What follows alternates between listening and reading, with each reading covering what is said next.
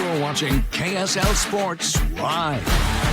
Thanks for spending part of your Saturday with us. Tonight we begin our locals in the NFL draft previews. Stevenson Sylvester's in studio with a breakdown of Kingsley Suamataia and Devon Vele. But we begin with the final day of the college basketball regular season.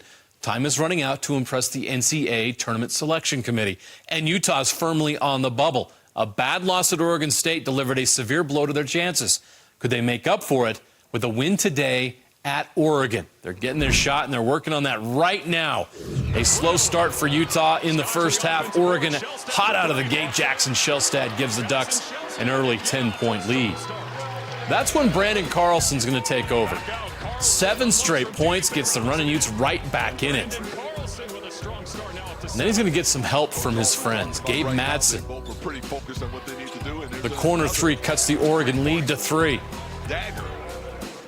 Then after the 10-minute mark, Carlson again will give Utah their first lead, 21-19 with a 3.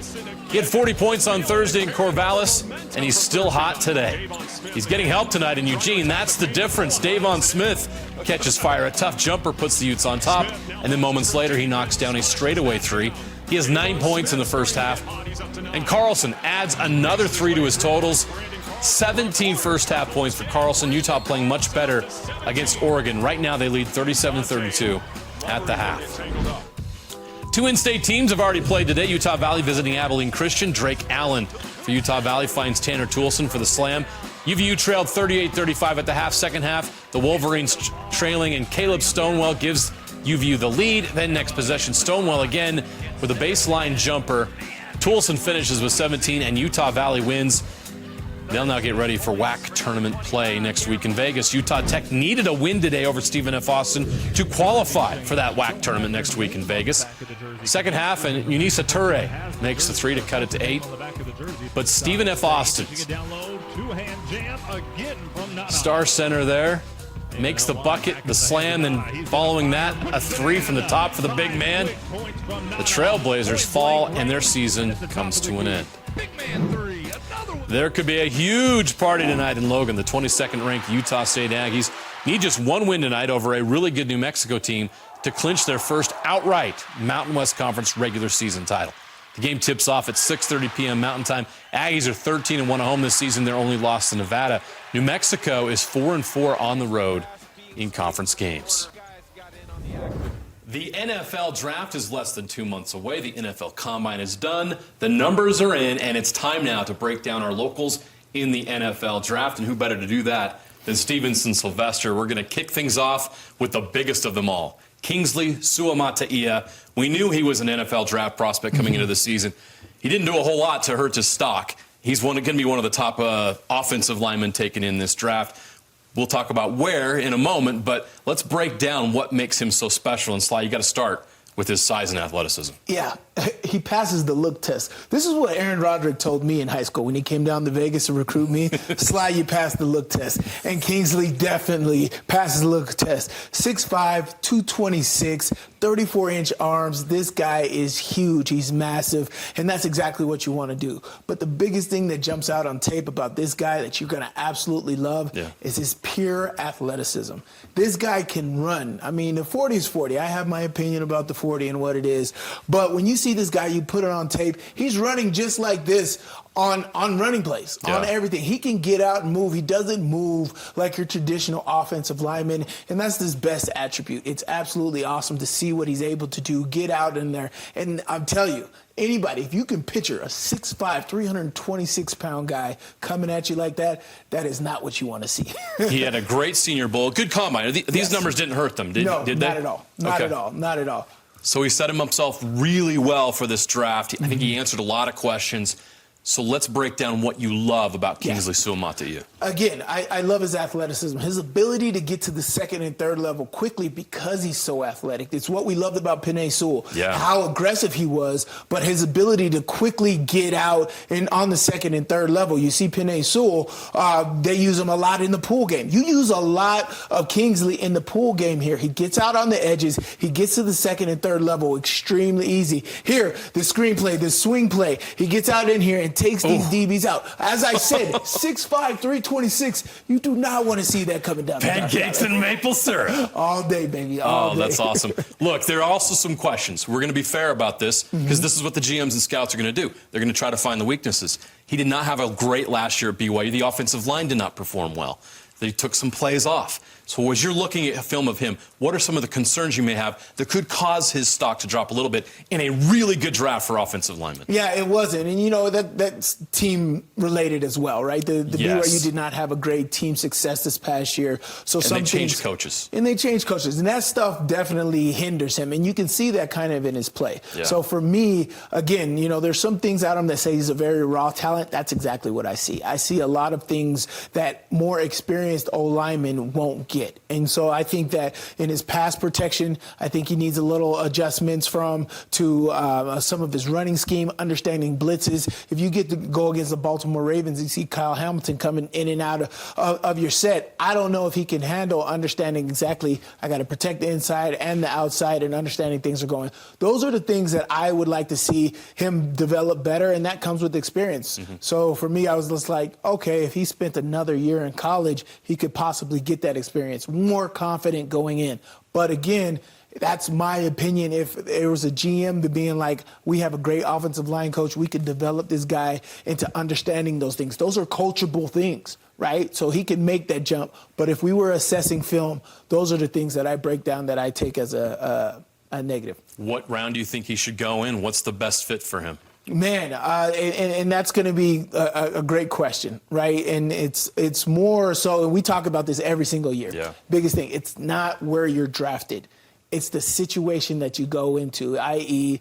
Our guy Puka Nacua. Great example. Perfect situation, drafted in the 5th round, made it happen. If Kingsley goes into the right situation, and for me, his right situation is going to a veteran team that gets out and moves. Right? Right now, I think the best team for him would be the Detroit Lions. He could partner with Penei Sewell, learn under him. I don't think he's a starter in his first year. Yeah. But if he can learn, get coached well, they have a great offensive line in Detroit, and develop into those guys, I think he's going to be a starter long into the future. He has the body. He's extremely young. He can get those things going. But I see him getting drafted in the 5th round, maybe 4th round here in this draft. Okay. That's a lot lower than some think, but like you say, doesn't really matter. And he's going to land in Detroit with his cousin, Penei Sewell. I think he'd much rather have that situation than anyone else. For sure. Great stuff, Sly. We're not done. We got Devon Vele coming up later on in the show. Sly, thanks. We got more later. College hoops, #1 Houston clinches an outright Big 12 title by crushing Kansas. Jamal Shedd drives to the hoop to get the and one. Houston just could not miss Saturday. Damian Dunn calls glass. Then the icing on the cake, Malik Wilson with the fast break slam. Houston could win the whole thing. First 30-point loss in a Big 12 game for Kansas since February 7th, 2000. Their worst Big 12 loss in 24 years. A taste of March Madness in the Big East. Villanova and Creighton tied as time runs out. 2 seconds left. Alexander fading away. Count the bucket! Trey Alexander, the hero. 10th ranked Creighton with a nice road win at the buzzer. They get the #2 seed in the Big East Conference Tournament. All right, we have to take a short break. More March Madness when we come back. And Sly's draft breakdown for Utah wide receiver Devon Vele is on the way.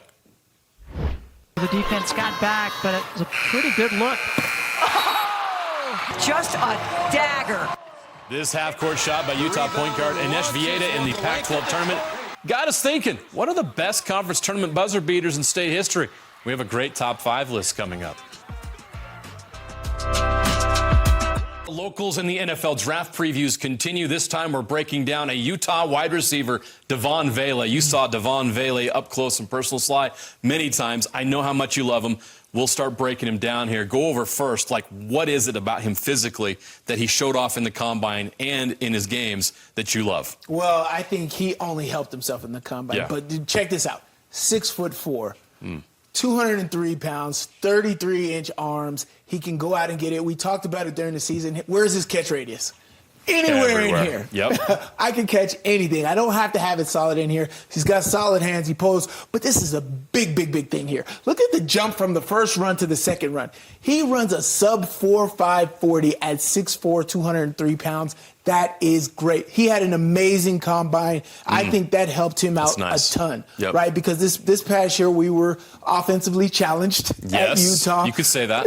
And so he wasn't getting the production that you're normally seeing from a Devon Bailey. But to see that he has the capability of being that guy, running that sub 4.4, 36-inch vertical at 6'4".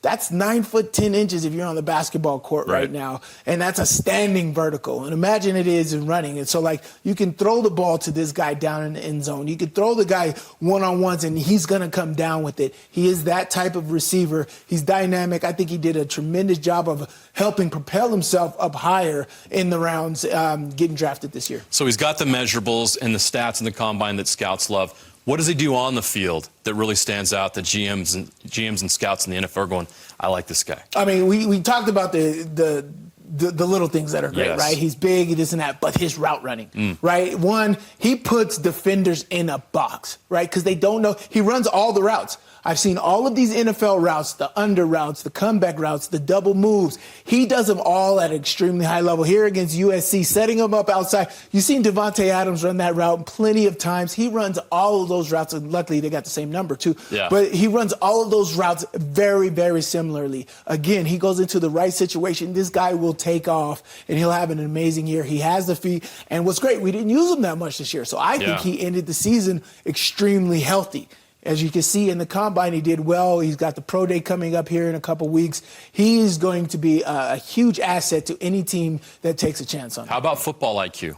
Man, huge. So I absolutely love it. Of course, I'm biased. I had an extremely great viewpoint of him these last 3 years.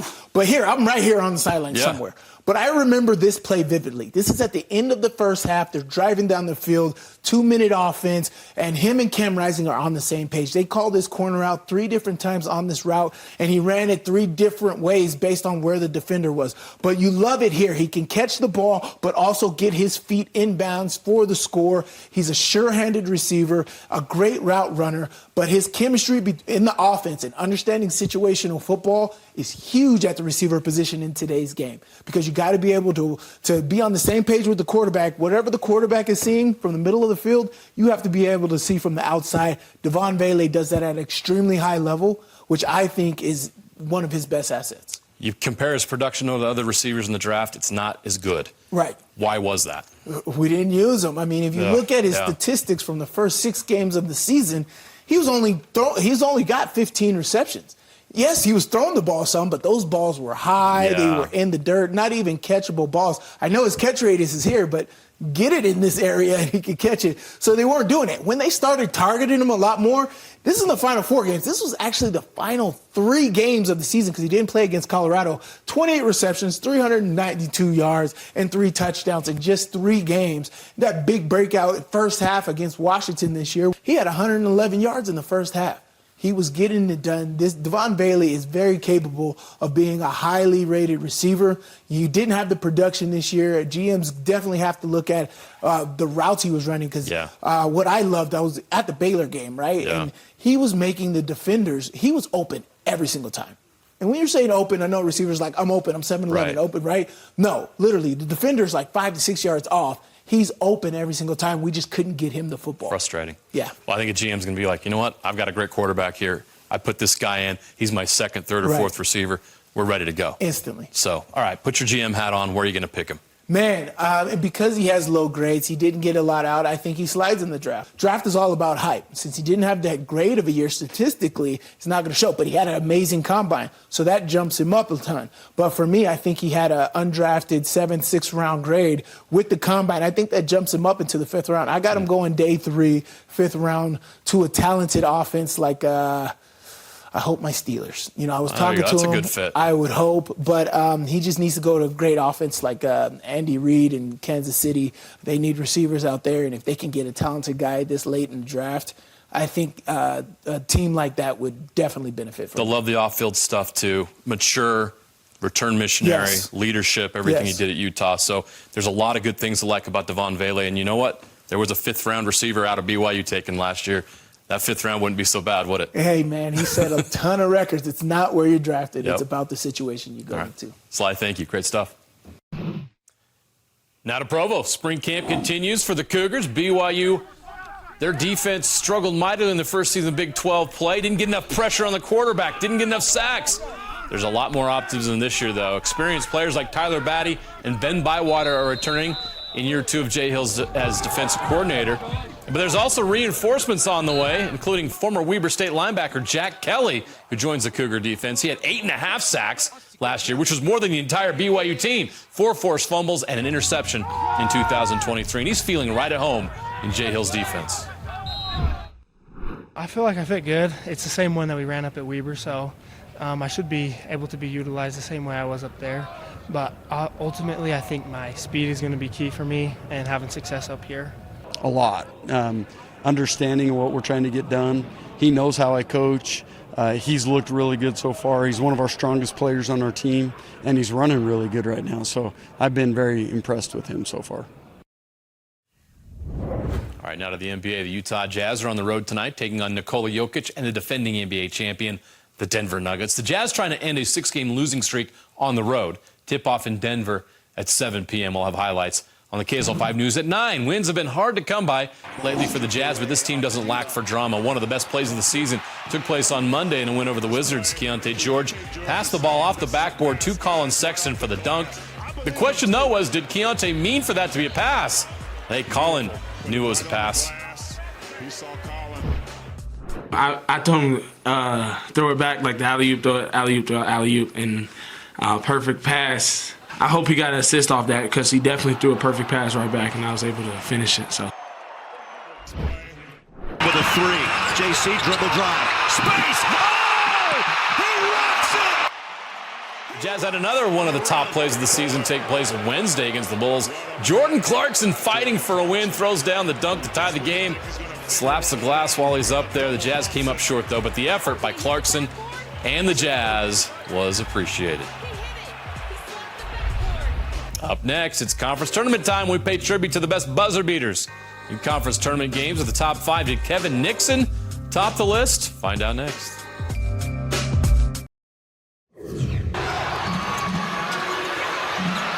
Cardoso for 3. Banks it in! A miracle for the Gamecocks!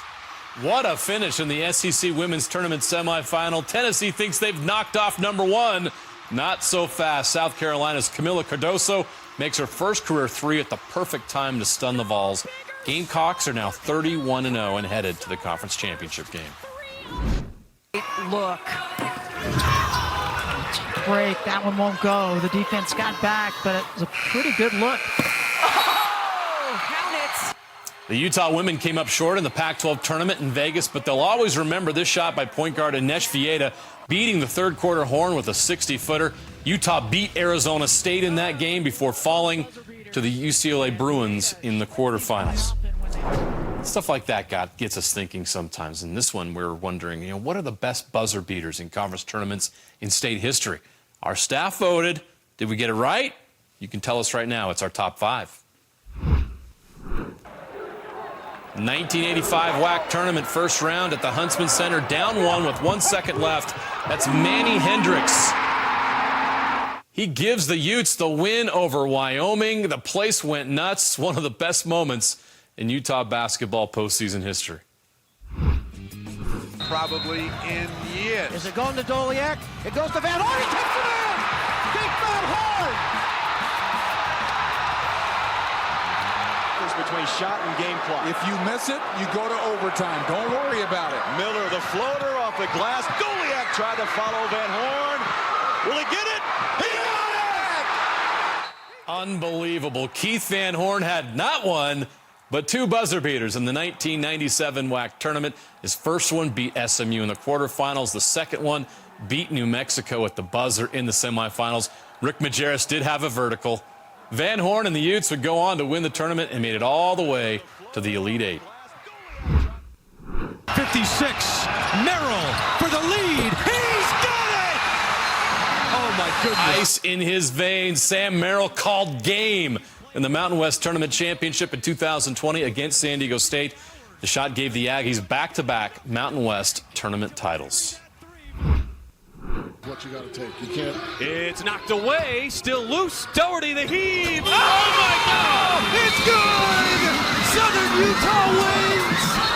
Sharita Doherty with a miracle heave in the 2023 WAC Women's Tournament that kept the Thunderbirds alive. They beat New Mexico State, and they would eventually go on to win the WAC tourney and reach the NCAA tournament. What a shot. They get it inbounds to Nixon. Fires one up at midcourt. Good! One of the most incredible finishes you will ever see in a basketball game. WAC Tournament Championship 1992. BYU's Kevin Nixon beats UTEP from 60 feet. We'll be right back. Isaiah Thomas is an 11-year NBA veteran and two-time NBA All-Star. Quite a career for a 5'9" guard who was taken last, 60th overall in the 2011 NBA Draft. He's been out of the league since 2022, but he doesn't want his career to end, not yet. So he signed with the Salt Lake City Stars of the NBA G League. He made his debut Thursday against the Texas Legends. Didn't shoot as well as he would like, but he still racked up 32 points and 5 assists in his debut. More hardware for BYU track and field. The BYU women's distance medley relay team won a national championship on day one at the NCAA track and field championships on Friday night. Sadie Sargent, Sammy Oblad, Carly Hansen, and Riley Chamberlain are the champs. We'll see you at 9.